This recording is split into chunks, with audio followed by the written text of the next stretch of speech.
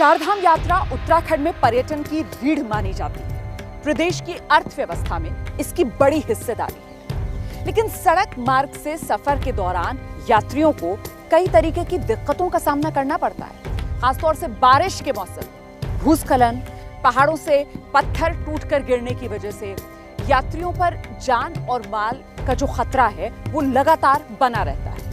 अब मोदी सरकार की मंशा ये है कि इस चारधाम के सफर को 12 महीने मतलब हर मौसम में यात्रियों के लिए सुगम बना दिया जाए। देखिए, कहा यह जा रहा है कि एक बार अगर ये परियोजना पूरी हो जाती है तो फिर इसके कंप्लीट होने के बाद आने वाले करीब 200 साल तक इस सड़क मार्ग पर किसी तरीके की कोई दिक्कत नहीं आएगी। 3 मई को जब गंगोत्री और यमुनोत्री के पट खुले, श्रद्धालु बड़ी संख्या में यहाँ पहुँचे। गंगोत्री धाम में सीएम पुष्कर सिंह धामी भी पहुँचे और पूजा में शामिल हुए। कपाट खुलने के बाद सीएम धामी ने सबसे पहले पीएम नरेंद्र मोदी के नाम की पूजा की। मैं मां गंगा से प्रार्थना करूंगा कि हमारा प्रदेश आगे जाए, हिंदुस्तान के श्रेष्ठ राज्यों में से बने और हमारे देश के यशस्वी प्रधानमंत्री नरेंद्र मोदी जी के नेतृत्व में संपूर्ण देश के अंदर, संपूर्ण दुनिया के अंदर जो भारत का मान सम्मान और स्वाभिमान बढ़ रहा है वो लगातार मां गंगा के आशीर्वाद से बढ़ता रहे, उनका नेतृत्व बढ़ता रहे। एबीपी न्यूज संवाददाता मनोज्ञा लोईवाल ने गंगोत्री में मिलने वाली सुविधाओं का जायजा लिया। उन्होंने पाया कि पहले के मुकाबले यहाँ पर अब काफी विकास दिखता है। यहाँ आने वाले श्रद्धालु यहाँ पर मिलने वाली सुविधाओं से काफी खुश दिखे। हर हर गंगे से गुंजायमान है इस समय गंगोत्री, क्योंकि माँ का यानी कि माँ की डोली, गंगा माँ की डोली निकल चुकी है भैरव घाट से और जा रही है गंगोत्री की तरफ।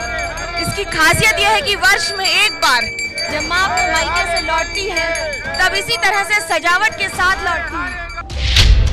पहले से ज्यादा सुविधाओं के बावजूद अभी भी यात्रा इतनी आसान नहीं है। उत्तराखंड में चारधाम की यात्रा शुरू होने के 2 दिन के अंदर यमुनोत्री धाम जाते हुए एक महिला समेत 4 बुजुर्ग तीर्थयात्रियों की दिल का दौरा पड़ने से मृत्यु हो गई। लोगों की मांग है कि मेडिकल सुविधाएं और रास्ते में आने जाने के दौरान विश्राम की सुविधाओं में और इजाफा होना चाहिए।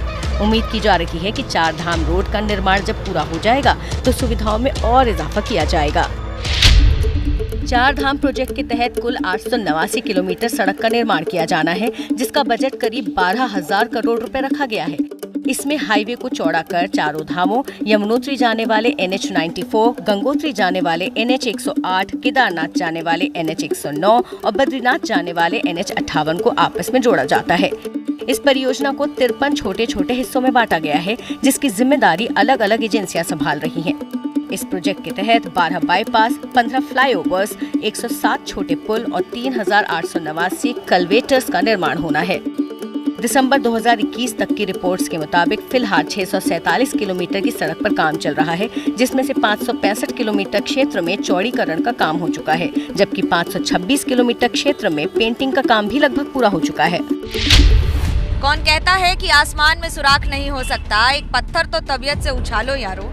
और कौन कहता है कि पहाड़ पर रास्ता नहीं बन सकता, एक सुरंग तो मजबूत बनाओ यारो। कुछ ऐसा ही हुआ है उत्तराखंड में, जिसकी वजह से अब ऑल वेदर रोड बन रही है। केंद्र सरकार की इस मुहिम के जरिए आपको लगातार गंगोत्री, यमुनोत्री, केदारनाथ, बद्रीनाथ और कैलाश मानसरोवर तक का रास्ता मिलेगा। 11,700 करोड़ रुपए खर्च करके जगह जगह पर इस तरह की सुरंग बनाई जा रही है।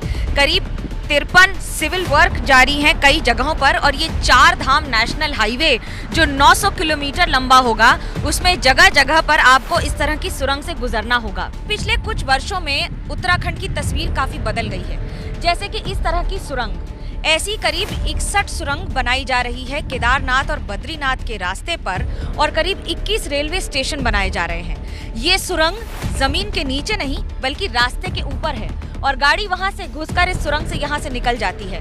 लेकिन पहाड़ का ये नजारा इस बात का सबूत है कि जब भी ऊपर से पत्थर गिरते हैं या भूस्खलन होता है या बारिश की वजह से यहाँ रास्ता बंद हो जाता था जो अब नहीं होता है। यही लोग कहते थे कि पहाड़ों पर सड़कें बनाना आसान नहीं है, इसलिए यहाँ तो ऐसे ही चलना पड़ता है। लेकिन आज उत्तराखंड में चारों धामों को जोड़ने के लिए ऑल वेदर रोड का काम चल रहा है।